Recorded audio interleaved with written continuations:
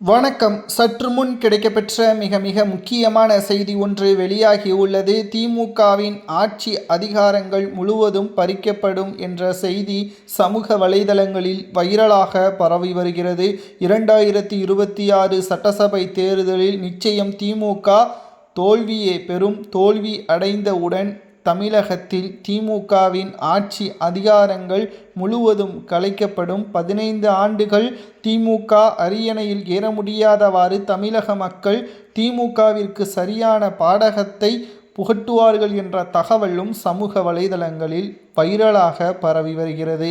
இதை பற்றி நாம் செய்தியாளர்கள் ஒட்டுமொத்த விமர்சனங்களும் தமிழக அரசியல் ஒட்டுமொத்த தமிழக மக்களின் மனதில் என்ன ஓடிக்கொண்டிருக்கிறது? இரண்டு விஷயம்தான்.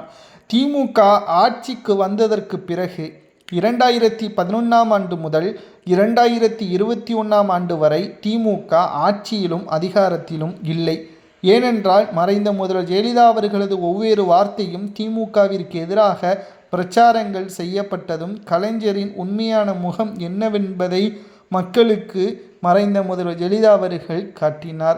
அவரது மறைவிற்கு பிறகு ஸ்டாலின் அவர்கள் தனது நியாயத்தை முன்வைத்து இனி வரக்கூடிய அரசியல் என்பது புதிதாக அமையும், திமுக மக்களுக்கு நலனை காக்கும் என்று வாக்குறுதிகளை கொடுத்து தேர்தலில் களமிறங்கினார்.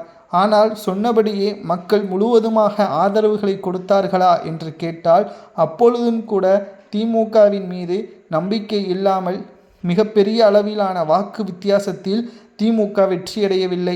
3.5% வாக்கு வித்தியாசத்தில்தான் திமுக வெற்றியடைந்ததும் குறிப்பிடத்தக்கது. இப்பேற்பட்ட சூழலில்தான் தற்பொழுது திராவிட முன்னேற்ற கழகம் ஆட்சியையும் அமைத்து உள்ளது. ஆனால் சொன்னபடியே திமுக வாக்குறுதிகளை நிறைவேற்றியதா என்று கேட்டால் அது கிடையாது. மேலும் தமிழக மக்களை வஞ்சித்ததும் மக்களிடம் அமைச்சர்கள் பேசிய முறையும் தவறாகவே அமைந்தது. இனியும் திமுக ஆட்சி அதிகாரத்தில் வரக்கூடாது என்பதற்கு இதுவே முக்கியமான காரணம் என்றும் அரசியல்வாதிகள் பலரும் மக்களுக்கு நல்லது செய்தார்களா என்று கேட்டால் கேள்விக்குறிதான். ஆனால் அதில் திமுக இதுவரைக்கும் மக்களுக்கு செய்த நன்மை முழுமையாக செல்லவில்லை.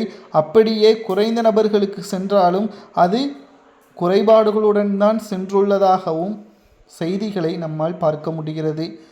விஜய் அவர்கள் அரசியலுக்கு வந்த பிறகு அடுத்த எம்ஜிஆர் விஜய் தான் என்று கூறி வருகிறார்கள். ஆனால் ஒரு எம்ஜிஆர் ஒரு விஜய் தான். விஜய்க்கான அங்கீகாரம் தேர்தல் வரும்பொழுதுதான் தெரிய வரும். ஆனால் நிச்சயம் திமுகவை புறக்கணித்தது உண்மையா என்பதை கமெண்ட் வாயிலாக கூறுங்கள்.